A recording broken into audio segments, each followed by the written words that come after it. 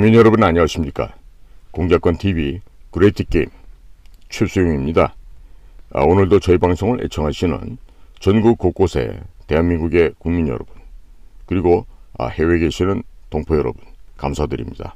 오늘 제가 말씀드릴 내용은 중국의 인지전에 대해서 말씀을 드리겠습니다. 자, 인지라고 하는 것은 우리가 우리가 인정하다, 인식하다 할 때 쓰는 인자죠. 그 다음에 지자는 알지자, 그 다음에 전은 싸움할, 전쟁할 전자입니다. 자, 그러면 영어로 cognitive warfare라고 이렇게 말씀을 드릴 수가 있겠는데요. 2021년도에 이스라엘이 팔레스타인의 무장단체인 하마스를 상대로 치밀한 인지전을 펼친 적이 있었습니다. 5월 13일 이스라엘 정부가 팔레스타인 통치 지역인 가자 지구에 군사력을 투입할 것이라는 성명을 발표한 데 이어서 다음날 이스라엘군이 트위터에 가자 지구에 대한 공격을 시작했다는 글을 올렸습니다. 자, 이 뉴스가 전해지자마자 하마스는 지상전 준비를 하기 위해서 지하에 은폐해두었던 무기들을 이동시키게 됩니다.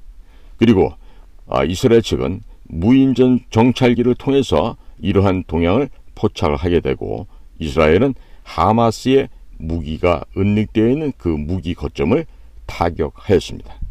또한 이스라엘의 군사작전의 정당성을 선전하기 위해서 하마스가 민간인 지역에 무기를 배치하는 장면도 소셜 네트워크에서 이러한 광경을 모두 공개한 바 있었습니다. 결국에 이스라엘의 승리로 끝났죠. 인지전은 가짜뉴스 등을 퍼뜨려서 정부에 대한 불신을 부추기고 군의 사기를 떨어뜨리는 한편 민심을 교란하여 적을 무력화하는 전쟁 개념입니다. 군사 전문가들은 인지전을 지상전, 해상전, 공중전, 사이버전, 우주전에 이어서 6번째 전장이라고 부르고 있습니다. 미국 육군은 2017년 발표한 보고서에서 인지전을 전투에 참가하는 전사와 민간인들의 인지 메커니즘을 조작함으로써 전쟁 의지를 훼손, 말살시키는 비살상 전투라고 정의를 하고 있습니다.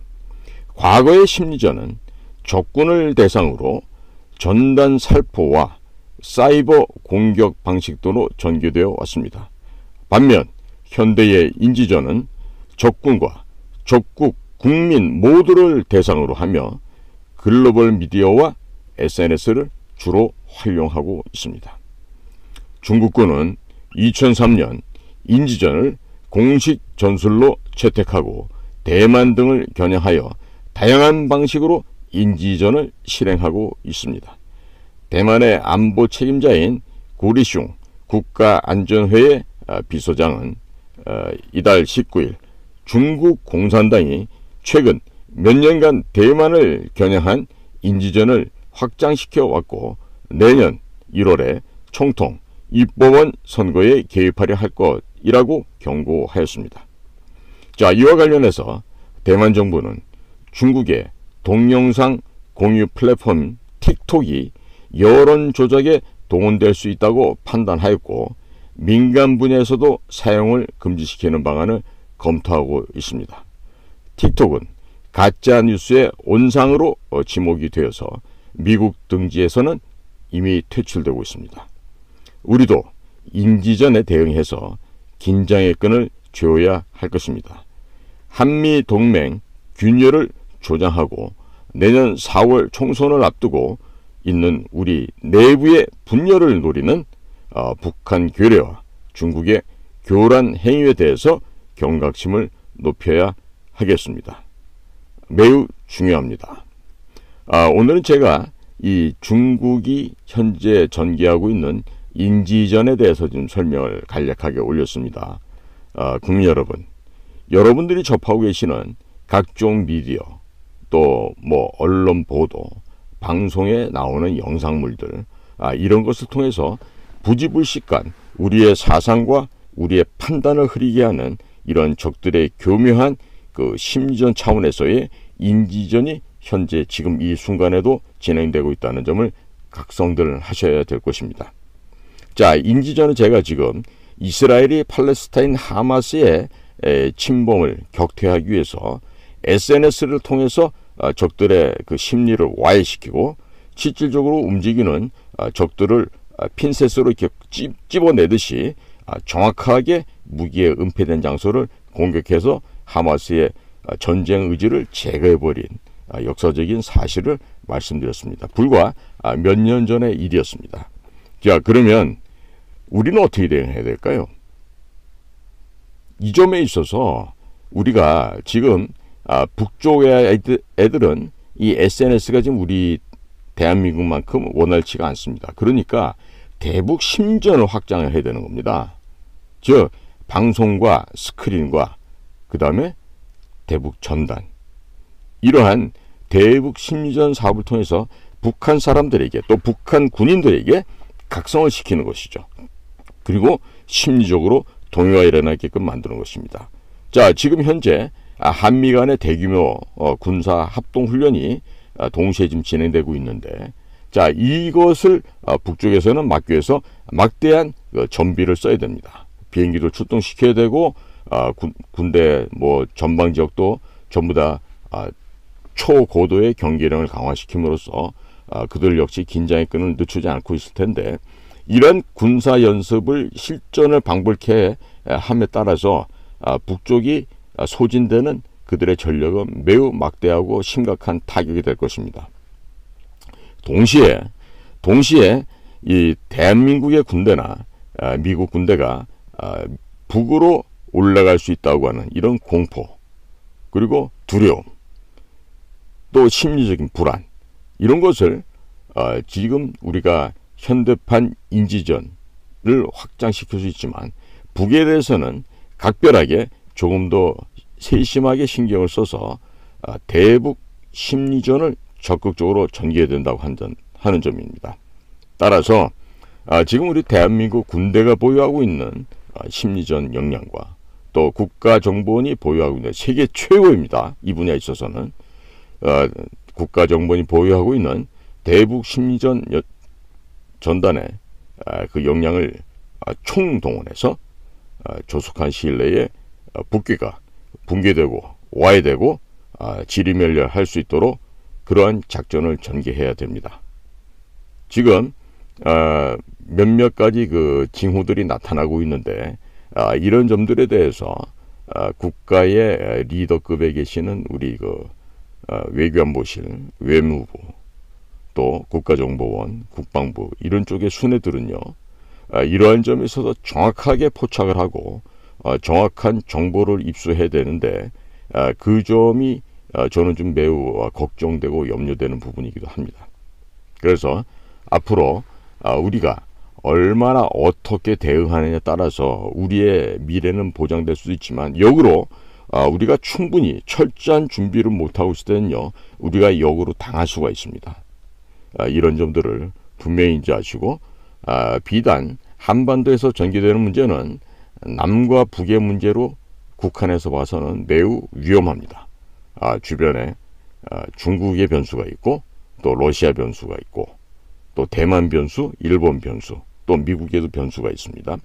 이러한 총체적인 국제적인 국가, 사회 사이에서 전개되고 있는 급변하는 이 급물살을 이 남산타워에서 바라보는 게 아니라 인공위성 타고 지상 적어도 100km, 500km 상공에 올라가서 세계 전체를 조망을 하면서 좌에서는 우에서는 어떠한 일이 현재 무슨 일이 진행되고 있는지를 정확하게 파악을 하고 이것을 운용해야 되는 것이죠. 자, 그러기 위해서 외교부에서는 각국의 대사관, 영사관이 나가 있고, 또 국가정보원에서도 그렇게 해외에 지금 나가서 지사를 운영하고 있는 거 아니겠습니까? 자, 이런 그 국가의 신경망 조직의 역할을 해외에서 하는 데가 국가정보원과 외무부가 되겠습니다. 또 물론 외교관 타이틀 들고 가는 예를 들어서 경제 파트의 부처들, 예를 들면 이제 산자부, 무슨 뭐 재정기획부, 혹은 무슨 식약청, 뭐 해양수산부, 뭐 이런 데서도 다 갑니다. 또 농림축산식품부도 나가고요. 그러면 이와 같이 여러 분야의 전문가라고 나가는 그 공직자들이요, 해외 나가서는 우리 대한민국의 촉수, 신경망 역할을 제대로 해줘야 돼요. 그러기 위해서는 이 지휘부가 확실하게 그 사상관과 가치관과 역사관이 올바르게 정립해서 그 밑에 있는 부하들에게 정확한 메시지를 전달을 해줘야 됩니다. 그래야만 그들도 현장에서 뭐가 중요하고 덜 중요한지가 판별이 될 것이고, 물론 그것을 스스로 알아서 하는 그런 사람들도 있지만 그 지적 능력이 모든 사람이 일정하지가 않습니다. 그렇기 때문에 컨트롤 타워가 되는 이 본부에서, 즉 국정원으로 말하면 서울 본부에서, 외교부로 말하면 서울 외교부 본부에서 전부 다 그 신경망들 끝에 있는 그 성원들에게 정확한 지침을 하다라고 방향을 계도를 해줘야 돼요. 그러니까 이 지도자가 얼마나 중요한지가 매우 이제 우리 국민들도 이제 아시게 될 거예요.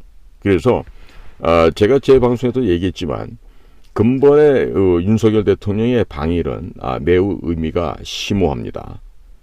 그런데도 불구하고 제가 말씀드렸듯이 그 기자회견 석상에서 2018년도 12월 20일 날 일본과 한국 사이에 있었던 그 대화장에서 대한민국의 해군 함정 광개토 대왕함이 일본 해상 초계기에다가 그 레이더를 발사했던 그 사건을 일본 기자를 통해서 우리 대통령에게 질문을 한 걸 볼 수 있었어요.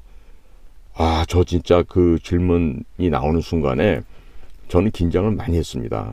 대통령께서 실수를 하면 어떡하나, 큰일 나는데 이랬는데 다행히도 그런 일은 발생하지 않고 잘 넘어갔습니다만은, 자, 이러한 그 세밀한 부분까지 우리는요, 국제 정세를 바라볼 때 북과의 이 돌발적인 이 변수를 늘 그 상시 고정 변수로 놓고 북이 어떤 식으로 장난을 치는지, 어떤 식으로 망동을 하는지를 봐가면서 즉각 움직여줘야 됩니다.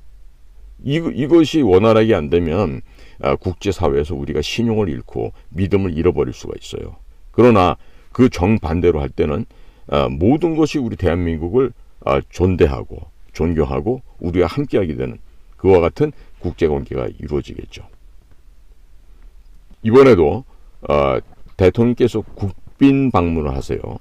미국이 국빈 방문을 허락해주는 이유가 있습니다. 미국 측에서 아쉬운 소리가 많다고 하는 점이에요. 그러면 미국이 아쉬운 입장에서 우리 대통령을 초대를 했는데, 자, 여기 가서는 우리의 이익을 많이 찾아와야 되겠죠. 또 다른 방송에서 계속되는 우리 국가 안보에 대한 이야기들을 국민 여러분들과 함께 공유해 나가도록 하겠습니다. 오늘도 저희 공작관TV 그레이트 게임을 경청해 주셔서 감사를 드립니다. 고맙습니다. 이호근 방송. 구독, 좋아요는 좋은 방송을 만드는 데 큰 힘이 됩니다. 감사합니다.